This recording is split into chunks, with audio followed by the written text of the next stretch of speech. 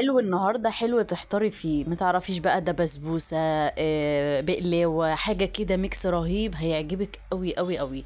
بجد من احلى الحلويات السهله والبسيطه اللي ممكن تقومي تعمليها في ثواني في البيت وانت قاعده، واي ضيف يدخل عليكي كده هتعجبه الوصفه. يلا بينا نشوف الطريقه وتحضيرها عامل ازاي. دي لفه جلاش، دي لفه نص كيلو زي ما هي بالظبط كده. انا هشتغل فيها، هقطعها كده شرايح صغيره وهفرولها من بعضيها.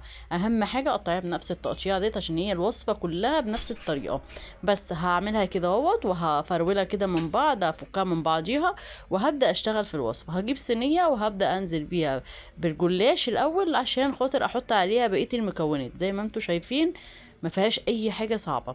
هجيب بقى معلقتين سكر لان انا عندي شربات الكنافه والبسبوسه معروف بيتعمل بسكر ياما، فهحط معلقتين بس. نص كوبايه جوز هند، وهحط عليهم نص كوبايه دقيق سميد اللي هو بتاع البسبوسه، او لو عايزه تحطي كوبايه حطي كوبايه. هبدا هخلطهم كلهم مع بعضيهم كويس قوي واتاكد ان كله اتدخل كده مع بعضيه، عشان هبدا انزل بالسمنه بتاعتي كده واشربها في قلب المقدور.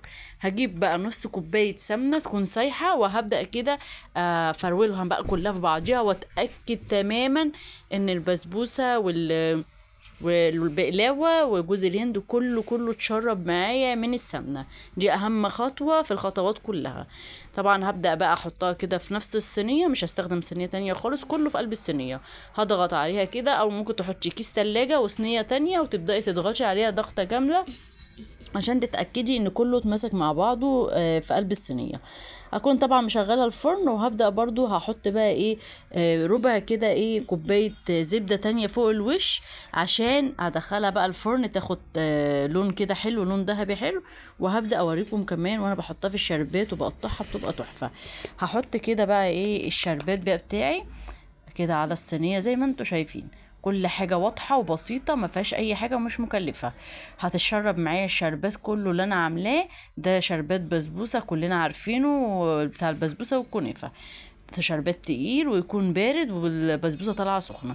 بس هبدا كده انزلها، وده زي ما انت شايفه كده المنظر والريحه والطعم بجد حاجه خرافه. عايزاك تجربيه واكتبي لي في التعليقات لو عجبك الفيديو. عايزه لايكات كتير قوي عشان يوصل للناس كلها، وجربي الوصفه وعلى ضمانتي. باي باي، واشوفكم على خير في وصفات جديده.